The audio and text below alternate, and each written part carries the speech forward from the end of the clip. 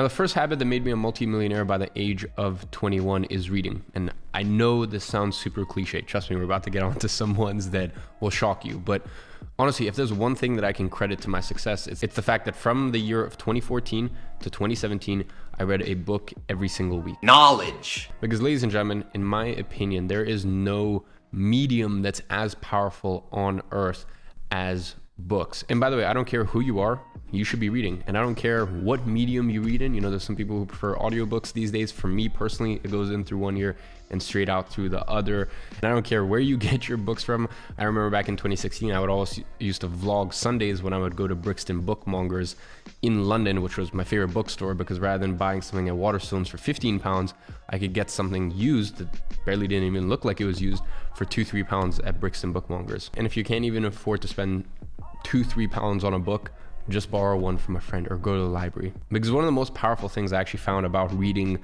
at that time, you know, when you haven't, I guess in the material world, you haven't accrued an insane amount of success, or because one of the most powerful things about reading at that time or at that stage of my self-development was the fact that I had what's known as Zen beginner's mind.